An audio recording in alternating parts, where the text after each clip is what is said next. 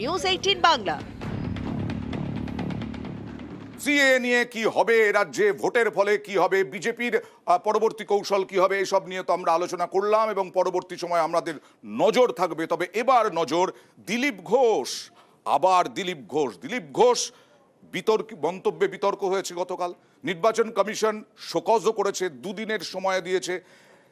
কেন্দ্রীয় নেতৃত্ব শোকজ করেছে, কিন্তু দিলীপ ঘোষ আছেন দিলীপ ঘোষেই।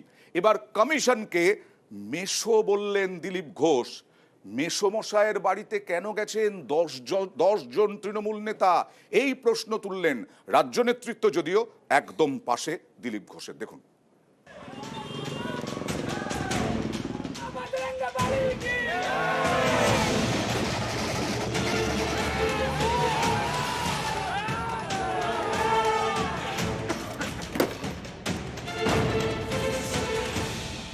একটা চিঠি দিতে 10 জন গেছে টিএমসির। ভাই কি এমন হয়ে গেছে? সকালে উঠে মেসোর বাড়ি দৌড়েছ তোমরা, যখন রাস্তাঘাটে দাঁড়িয়ে কার নামে কি না বলেছ। আমরা তো মেসমশাইয়ের কাছে যাই না যে মেসমশাই কান মুলে দিন। একের পর এক মন্তব্য আর বারবার বিতর্ক। সম্প্রতি তৃণমূল নেত্রীকে নিয়ে করা দিলীপ ঘোষের মন্তব্যে জোর বিতর্ক তৈরি হয়েছে। এ নিয়ে তৃণমূল নালিশ করে কমিশনে। দিলীপ ঘোষকে শোকজও করেছে নির্বাচন কমিশন, চেয়েছে দিলীপের জবাব। এর পরের দিনই দিলীপ ঘোষের নিশানায় কমিশন। একটা চিঠি দিতে 10 জন গেছে টিএমসির। ভাই কি এমন হয়ে গেছে? সকালে উঠে মেসোর বাড়ি দৌড়েছ তোমরা, যখন রাস্তাঘাটে দাঁড়িয়ে কার নামে কি না বলেছ। আমরা তো মেসমশাইয়ের কাছে যাই না যে মেসমশাই কান মুলে দিন। আরও একবার model code of conduct violate করলেন এবং পরপর দুবার এইভাবে model code of conduct violate করার জন্যে দিলীপ ঘোষকে শুধু শোকজ নয়, নির্বাচন কমিশনের এমন পদক্ষেপ নেওয়া উচিত যাতে দিলীপ ঘোষ এই নির্বাচনে প্রার্থী হতে না পারে। তবে এই ধরনের কন্ট্রোভার্সি থেকে অ্যাভয়েড করাই ভালো, কারণ নির্বাচন কমিশনের কাছে প্রতিদিন তৃণমূল কংগ্রেস পৌঁছে যাচ্ছে। এটাই তো অবাক যে নির্বাচন কমিশনকে কিছুদিন আগে তৃণমূল কংগ্রেস বলেছিল এই নির্বাচন কমিশন নাকি বিজেপির বসানো। বিজেপির বসানো নির্বাচন কমিশনের কাছে বারবার তৃণমূল কংগ্রেস যাচ্ছে, উনি সেটা আর কি করছে। এই ধরনের কন্ট্রোভার্সিয়াল কমেন্ট থেকে দূরে থাকা উচিত। এত বিতর্ক হচ্ছে আপনাকে নিয়ে, বিতর্ক আপনারা করছেন, আমি বিতর্ক করছি নাকি? মিডিয়ার কাজ নেই, খেয়ে দিয়ে সারাদিন চালাতে হবে, দিলীপ ঘোষকে ধরে নিয়ে আসছে। আমি কোথায় বিতর্ক করলাম? বলছেন যে বিতর্ক আপনি তৈরি করেন না। আমার কোনো বিতর্ক করার দরকার নেই, আমি তর্ক করি। মানুষ বুঝতে পারে পরিষ্কার, আপনারা কেন বুঝতে পারেন না? আমি বুঝতে পারি না। দিদি গিয়ে গোয়াতে বলেন আমি গোয়ার মেয়ে, ত্রিপুরায় আমি ত্রিপুরার মেয়ে। আমার বাপ তো ঠিক করুন, যাত্রার মেয়ে হয় ঠিক। এ নিয়ে মঙ্গলবারই দিলীপের বিরুদ্ধে কমিশনে নালিশ জানায় তৃণমূল। বুধবার তৃণমূলের প্রতিনিধি দল যায় মুখ্য নির্বাচনী আধিকারিকের অফিসে, দাবি করে দিলীপ ঘোষের প্রার্থীপদ খারিজ করতে হবে। এর কয়েক ঘন্টার মধ্যেই দিলীপ ঘোষকে শোকজ করে নির্বাচন কমিশন। দুদিনের মধ্যে তাকে শোকজের জবাব দিতে বলা হয়। এই শোকজ পাওয়ার পরের দিনই দিলীপের নিশানায় কমিশন। এদিকে তৃণমূল নেত্রীকে নিয়ে মন্তব্যের প্রেক্ষিতে দিলীপ ঘোষের বিরুদ্ধে এদিন দুর্গাপুরে থানায় এফআইআর দায়ের করেন স্থানীয় এক মহিলা। নিউজ 18 বাংলা। তবে অনুব্রত মণ্ডলের পর দিলীপ ঘোষই কিন্তু রাজনীতির ময়দান অনেকটাই জমিয়ে রেখেছেন। হ্যাঁ, তৃণমূল নেত্রীকে নিয়ে যা বলেছেন সেটা অবশ্যই নির্বাচন কমিশনও করা, কিন্তু কোথাও আমরা বিভিন্ন সময়ে দেখেছি দিলীপ ঘোষ সম্পর্কে তৃণমূলের একটা সফট কর্নার আছে। এই যে কমিশনের কাছে যাচ্ছ তোমরা, বা কড়া যে বার্তা দেওয়ার চেষ্টা করছে, সেটা কি মন থেকে, তৃণমূল মন থেকে দিচ্ছে? তৃণমূল মন থেকে না দিলে মন ছাড়া দেবে কি করে? আচ্ছা, আমার বক্তব্য হচ্ছে যে শুধু দিলীপ ঘোষ তো নয়, টোটাল বিজেপির ইকোসিস্টেম। আচ্ছা, আজকে দিলীপ ঘোষ যাকে মেশো বলছেন, সেই মেশোকে যে অ্যাপয়েন্ট করেছে সেই খুঁড়ো সম্পর্কে দুটো কথা বলুক। সেই খুঁড়ো তো সকলের মাথায়। কদিন আগে দেখলাম এই দুজন মেশোর মধ্যে, এই 3 জন মেশোর মধ্যে 2 জন মেশো সরে গেছিল বা চলে গেছিল, রিটায়ার করে গেছিল। তো সেই অ্যাপয়েন্ট করা নিয়ে তো বিস্তর জল ঘোলা হয়েছে। আমরা জানি কিভাবে সেখানে চিফ জাস্টিস অফ ইন্ডিয়া তার থাকার কথা, তাকে সরিয়ে সেখানে নরেন্দ্র মোদীর ক্যাবিনেটে একজনকে রাখা হয়েছে যাতে বিজেপির মেজরিটি থাকে। তাহলে যেটা সুকান্তবাবু দাবি করছেন সেটা তো উনি নিজেদের যে কথাগুলোকে গিলতে হচ্ছে উনাকে, যে আজকে তো আমাদের শুধু অভিযোগ নয়, উনাদের কাজ করার, উনাদের কাজ প্রমাণিত করছে যে উনারা এর এই যে মেশো যাকে বলছেন তার উপরে খুঁড়ো, সেই মেশোকে নিয়ন্ত্রণ করছে। আজকে দিলীপ ঘোষ, সুকান্ত মজুমদার, তাদের বেলাগাম নিয়ে তর্ক বিতর্ক হচ্ছে, কিন্তু এটা তো নতুন নয়। আমরা তো সিপিএম এর আমল দেখেছি, কিন্তু তৃণমূলের আমলে শুরু অনুব্রত, আরো অনেকে, তারপরে এখন দিলীপ ঘোষ, সুকান্ত, মুদ্রা রেপিটোপিট। দেখুন, এখন নির্বাচনটা আমাদের ভারতবর্ষের বুকে তার 2-5টা সাধারণ নির্বাচনের মতো পরিবেশ নেই, 1 নম্বর কথা। আর কে বরের ঘরের মাসি কোনের ঘরের পিসি আমাদের সাধারণ মানুষের জেনে কোনো লাভই নেই। আচ্ছা, বেকারের সংখ্যা বাড়ছে, উনি বলছেন টিভি মিডিয়া পড়ে আছে, উনি তো ডাইলুট করছেন আসলে ইস্যুগুলোকে। বেকারত্ব নিয়ে কোনো কথা বলছেন, বিজেপি কোনো কথা বলছে? দিলীপ ঘোষ ঘুরিয়ে এই কথাগুলো বললো, সারাদিন ধরে টিআরপি নেওয়ার জন্য মিডিয়া চলবে, বেকারত্ব নিয়ে একটা কথা নেই। আচ্ছা, করোনার সময় দাঁড়িয়ে ইলেকট্রাল বন্ড নিয়ে যে ওষুধগুলোকে ছাড়া হয়েছিল তার জন্য কতগুলো লোক মরে গেল, সেই নিয়ে কোনো কথা নেই। কেন কথা নেই? আচ্ছা, আমাদের আমার ওকে, বুঝতে পেরেছি। ইংরেজ শাসনের থেকেও আমাদের আর্থিক অবস্থা খারাপ, এটা তো কোট হয়েছিল, এই নিয়ে কোনো কথা আছে? শঙ্কু, শুধু কথা কথা, এগুলো কথা নয়, এগুলোকে ভাসিয়ে রাখা। এই দিলীপ ঘোষ বললেন মিডিয়া বিতর্ক তৈরি করছে, মিডিয়া দেখাচ্ছে, তো এগুলো বলছেন কেন? দিলীপ বাবু কি করেছেন, কি অপরাধটা কি করেছেন আমি জানতে চাই। মাননীয় দিলীপ ঘোষ নির্বাচনে লড়তে এসেছেন, তার যদি কোনো বিজেপি শোকজ করলো কেন? বলতে দেবেন না? না, বিজেপি আপনি শেষ করে নিন। আমি প্রশ্ন করছি। আমার নাম শঙ্কু, আপনার নাম যদি না তাই হয় তার তাহলে নাম কি? ঠিক আছে, বলো। আমি কি বলবো? একদম, কারণ শাসক দল তো বলে আপনি অনুমতি দিলে বলি। আচ্ছা, আমার বিষয় হচ্ছে মাননীয় দিলীপ বাবু যে মন্তব্য করেছেন সেই মন্তব্য নিয়ে দল তার স্ট্যান্ড ক্লিয়ার করেছে। আমরা দল মানে কেন্দ্রীয় নেতৃত্ব, কেন্দ্রীয় নেতৃত্ব, দল পার্টি অবশ্যই। কেন্দ্রীয় নেতৃত্ব থেকেই তো সিদ্ধান্ত, সর্বোচ্চ নেতৃত্ব স্ট্যান্ড ক্লিয়ার করেছেন, নাম্বার 1।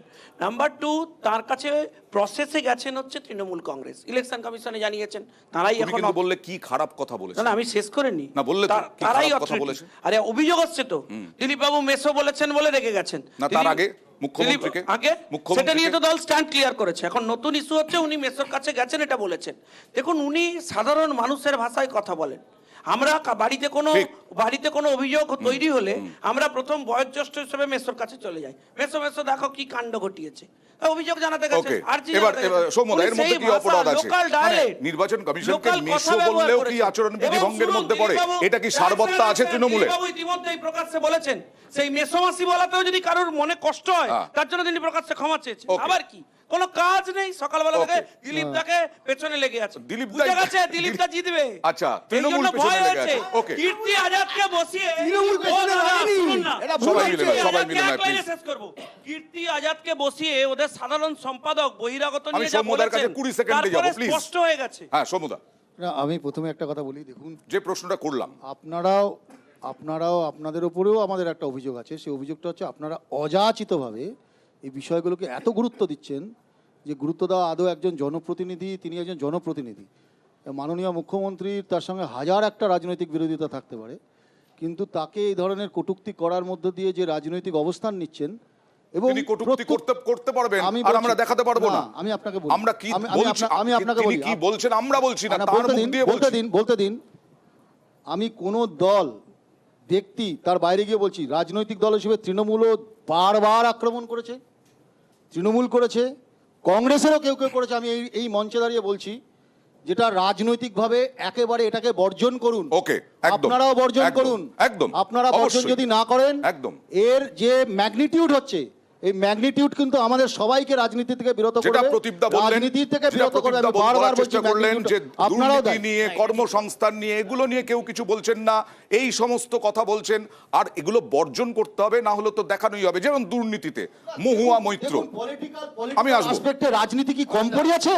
ওকে, ভারতবর্ষের রাজনীতি কি কম পড়িয়াছে? একদম। যার জন্য দিলীপ ঘোষ কাউকে বারমুডা বলবেন, সেটা আপনারা 2 ঘন্টা শো করবেন। আসলে দ্রৌপদী মুর্মুকে একটা বাজে কথা বলবে, আপনারা 3 ঘন্টা শো করবেন। বলতে পারবেন, আমরা দেখাতে পারবো না। যাই হোক, মহুয়া মৈত্র দুর্নীতিতে অভিযুক্ত, মহুয়া মৈত্র ঘুষের বদলে প্রশ্ন, মহুয়া মৈত্রকে আজকে ইডি তলব করেছিল, মহুয়া মৈত্র ইডিতে গেলেন না, প্রচারে বেরোলেন, সারা দিন প্রচার করলেন।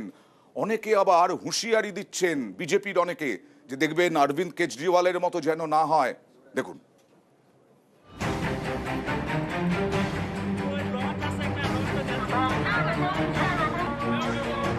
আপনাকে ডেকে পাঠিয়েছি, আপনি কি যাবেন? আসলে ওরা আমার প্রতি এত আকর্ষিত, ওরা বারবার আমার কাছে আসে, তা আমার খুব ভালো লাগে। সেদিন সিবিআই এসে খালি হাতে ঘুরে গেছে, আবার ইডি আসবে, সবে তো শুরু। প্রধানমন্ত্রী একবার এলেন, অমিত শাহ আসবে, কত নেতা মন্ত্রী আসবেন। আমি তো বলি, কৃষ্ণগড়ে আসেন, সরপুরিয়া খান, ভোটটা আমার আরো পারুক। কৃষ্ণনগরের তৃণমূল প্রার্থী মহুয়া মৈত্র ঘুষের বিনিময়ে প্রশ্ন মামলায় বৃহস্পতিবার তাকে দিল্লিতে তলব করে ইডি। মহুয়া অবশ্য দিল্লি যাননি, তিনি দিনভর করলেন প্রচার। এখন 9:40 বাজে, আমি কৃষ্ণনগর বাড়ি থেকে বেরোচ্ছি। আমার আজকের প্রোগ্রাম আমার লোকসভা কেন্দ্রের অধীনে কালীগঞ্জ বিধানসভায় গোবরা পঞ্চায়েতের নয়াচর গ্রামে আমার সকালে প্রচারের প্রোগ্রাম আছে। সেটা আপনি নিজেই বুঝে নিন। এদিন কালীগঞ্জে প্রচার করেন মহুয়া। চড়া রোদে, রোদ চশমা, ঘোমটা মাথায়, গ্রামে গ্রামে। কালীগঞ্জের নয়াচরের বিভিন্ন এলাকায় ঘুরে ঘুরে প্রচার করেন মহুয়া মৈত্র।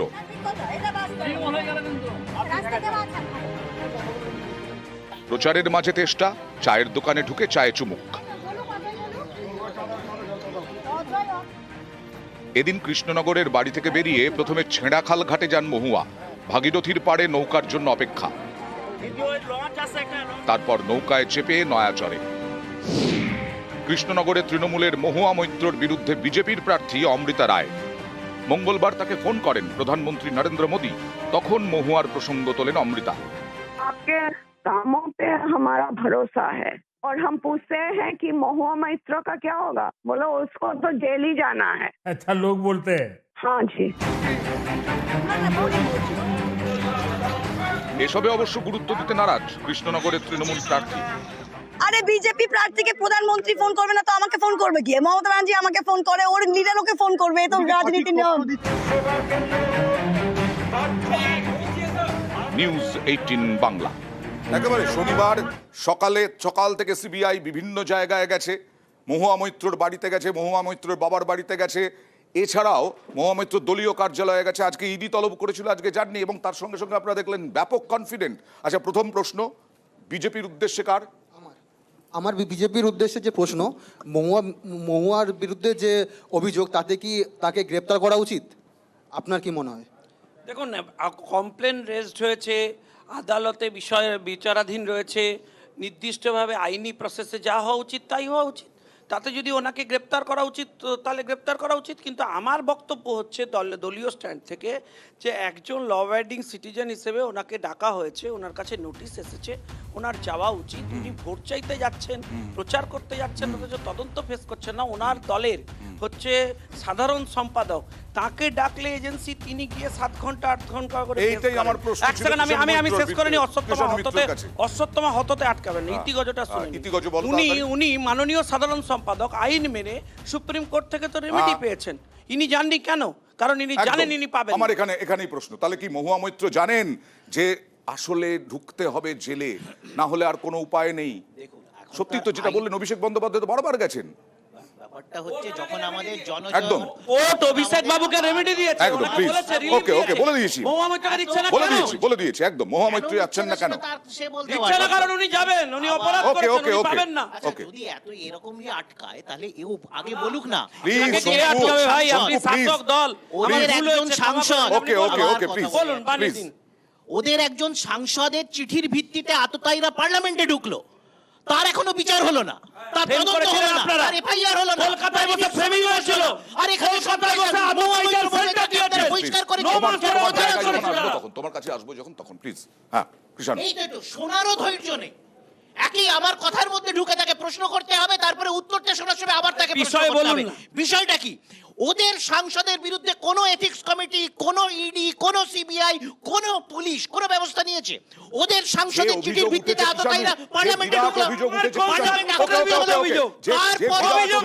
ওকে প্লিজ, না যদি তাই না হয়, যদি তোমার পূর্ণ সমর্থন থাকে মহুয়া মৈত্রর বিরুদ্ধে, পক্ষে, মহুয়া মৈত্র কেন গেলেন না?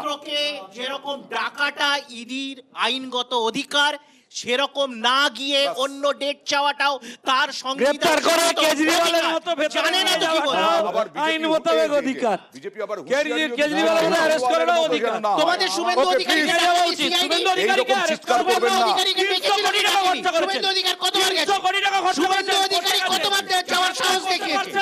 প্লিজ বিরোধী দলের সৌম্যদাকে বলতে দাও। সবাই তোমরা প্যানেলে আসো প্রতিদিন। হ্যাঁ সৌম্য রায়, আমি তো একটা প্রশ্নই করতে চাইছি। প্রশ্ন তো মহুয়া মৈত্রকে তদন্ত করা হচ্ছে। Mahua Moitra cash for কোয়ারিজে question করেছেন কিনা, টাকা নিয়েছেন কিনা, এর তদন্ত হচ্ছে তো, তাই তো তাকে ডেকে পাঠাচ্ছে। তাহলে পার্লামেন্টের থেকে বার করে দিলেন কেন? উত্তর দিক, বিজেপির প্রতিনিধি উত্তর দিক। সমদা, আমি আপনার কাছে অন্তত এই কমেন্টটা আশা করিনি, কারণ আমি বলছি আপনি তদন্ত নিশ্চয়ই জানেন। করছেন তো। শেষ করিনি। দোষী হওয়ার আগে আরে বের করলেন কেন? শুনুন, আরে তদন্ত না করে আপনি শাস্তি দিন। উত্তর চেয়েছেন তো, উত্তর চেয়েছেন। আসবো। প্রথম কথা হচ্ছে, আপনি জানেন যে পার্লামেন্টারির এই কমিটির নিয়ম হচ্ছে তারা তাদের সিদ্ধান্ত নেওয়ার পর সেই সিদ্ধান্তে যদি কেউ দোষী প্রমাণিত হন, সেই দোষী প্রমাণিত হওয়ার জন্য তার জন্য যে লিগ্যাল প্রসিডিংস আছে সেটা করবার জন্য তারা Okay. নির্দেশ দেন। তাহলে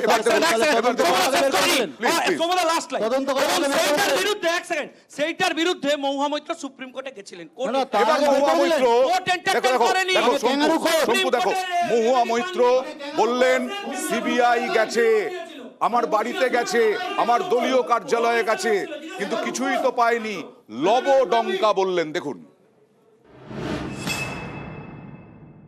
আপনারা তো হোলি ছুটিতে দেখলেন, সিবিআই এলো, আমার বাড়ি সার্চ করলো, আপনারা সবাই দেখলেন। যখন গেল আমাকে পাঞ্চনামা ধরিয়ে গেল, যেটা আমি আপনাদের কাছে দিয়ে দেব। প্রত্যেকটা পাঞ্চনামাতে আছে no seizure, no increment evidence, no documents found. তা সিবিআই যখন কিছু পায় তখন কিন্তু ছাতি চিপিয়ে চিপিয়ে বড় বড় করে মিডিয়া কনফারেন্স করে। ওরা কিছুই পায়নি, লবডঙ্কা খালি হাতে ফিরে গিয়েছে। আমার এই পুরো জিনিসটা